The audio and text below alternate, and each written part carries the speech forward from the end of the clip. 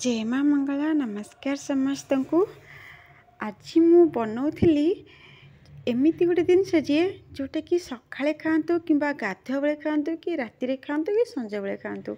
जिते भी खाइले विरक्ति ना बिल्कुल लगनी। एमती गोटे जिनस थाए कि थरे खाईदे आउ थे खाइबा इच्छा हुए किंतु ये एपरी गोटे जिनस जहाँकि केवल आम ओडिशा रे ही मिले आउ कौटी भी मिलेनी। एमती जिनस जो बनइले आम ओडिशा लोक केवल ओडिशा रे ही से जिनस खाइबा मिल कौन सी जगार भी पाइबेनी। जति चाहिए तो निजे बनईकी खाईपर। तो से आज घरे बनाऊली। प्रथम तेल गरम करके स्वाद अनुसार लुण टे पकईदेली। तापर ये मुझे हेंगू पकईकी तापर पंचफुटन टे पकईली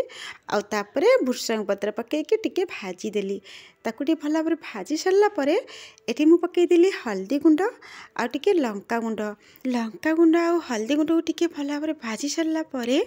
तापर ये मु बटा मसला पकईदेवी। बटा मसला केवल पियाज आ गोटे टमाटर सॉरी गोटे नुहे गोटे टमाटर मु फाळे बाटी थी आ फाळे मु रखी छोट छोट कर काटिकी। तो ताकू मु परे पकेबी। तो ये मु जो मसला बाटी थी ना बिल्कुल फाइन पेस्ट बनईनी ताकू मु हल्का दरदरा रखी से मसला को आदि मुझे गोल देवी भल भाव आउ टे पानी देकी बाटी थी कहीं जो टिके मसला आमर जो गुंड मसला पड़ी से भी टिके जलिबनी टिके कषि हो सहित। तापर मुझे टिके गरम मसला पकईदेली। तापर मु कहती ना जो काटिकी रखी थी टमाटर छोट छोट करके ताकू ये मुझे पकईदेवी। तापर आपको भल भाव टिके किसी समय कषिबी जेहेतु मु बटारे पानी दे देती आउ एक्स्ट्रा पानी दबा बिल्कुल भी आवश्यक। तापर ये मु अदा रसुण छेचा गोटे बड़ चमच पकईली। ये जो जिनसटा मु बनाऊँगी ना ये हूँ माने एमती छेचा बटा अधा छेचा जिनस ही माने भल टेस्ट लगे। आर मेन जिनस हूँ भृषंग पत्र आ अदा रसुण छेचा यही दुईटा जिनस जदि न पकेबे ना आर टेस्ट बिल्कुल भी भल आसबनी। एबे कौन कल ना भल भाव टिके कषि सारापर मसला जो बनई एमती ना बसई देकी छाड़ी जीवेनी आपको बार बार एमती चलाउे ना टिके लगिगला ना टेस्ट बिल्कुल खराब हो। तापर ये जो सिझेक रखी थी आलू ताकू एमती छोट छोट करके काटिकी एबे मु कषा मसला रे पकईकी भल भाव 5 मिनट पर्यंत आपको एबे भाजी ये बिल्कुल स्लो फ्लेम रे गैस को रखिकी 5 मिनट पर्यंत भल भाव आपको ये आम भाजीदे। जिते अधिक समय भाजबे ना तो सीते माने तार टेस्ट भल आसो कहीं जो मसला सब सीझा आलू तो सहित भल भाव माने मिसीज कहीं टे सीझा आलू रे मसला टे जो ता भीतर को जीवाई टाइम लगी थाए। मसला जदि खाली एमती आलू पकईकी सीझा आलू पकईकी किसी समय पर काढ़ी देवे ना तो मसला भीतर माने आलू भीतर को ना बिल्कुल मसला जाई नथिबो आलू भीतर भी बिल्कुल माने खाली खाली लगे माने अलणा टाइप लगे। तो से जिते अधिक समय टी जब आम भाजवा ताहले सेते टेस्ट आसो। एमती लोक भावती कि चलो सीझा आलू तो मसला तो बन सारी तो सांगे सांगे कषि काढ़ीदे कि जिते खाइबे ना देखिए आलू भीतर ना बिल्कुल एमती नुहे आम आपको भर्ता बनइबा आ कि हूँ मसला मैंने आलू कषाटा तो से एत चटनी भी हेनी खंडा खंडा आलू रही है पीस आदि। एबे देखो आलू कषा बढ़िया रकम बनी सारी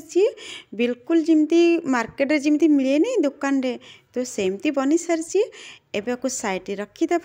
तापर मेन जो आइटम हूँ आसी तो खाइबार चलते एबे सेटा बनइबा। तो सेटा बनवाई ये मुझे प्रथम कढ़ई बसईदेवी।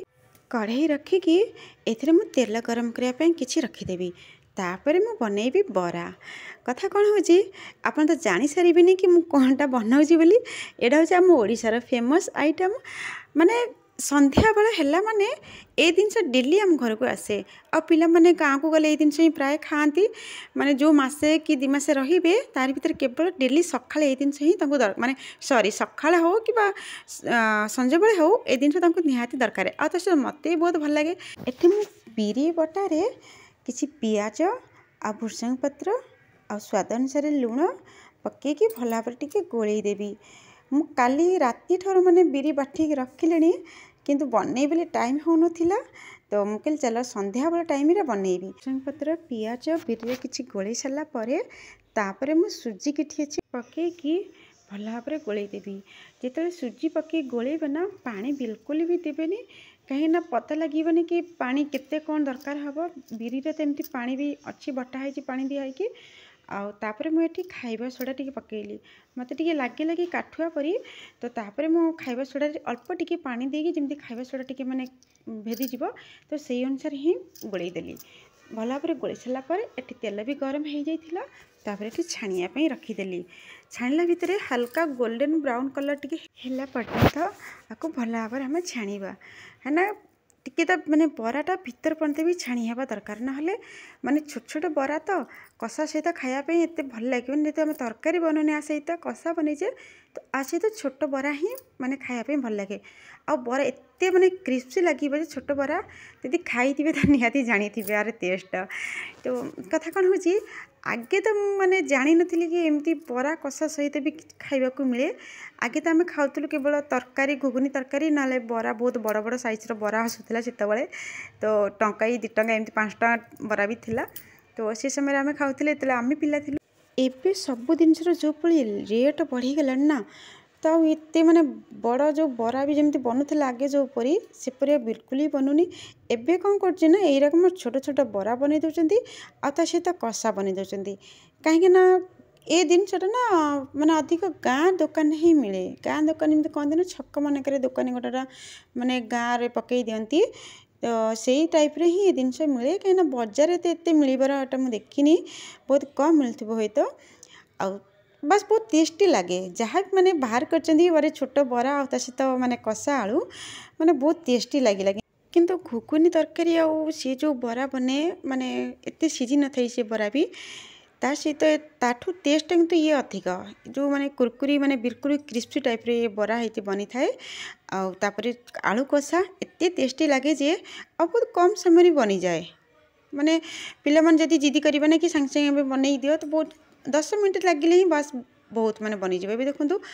क्रिस्पी केते माने बरा लगुच हाथ की माने सांगे सांगे सुजी पकई गोलैच ना से बिल्कुल क्रिस्पी है यदि गोलैक रखी दिखाते तो अटा टाइप हो जाता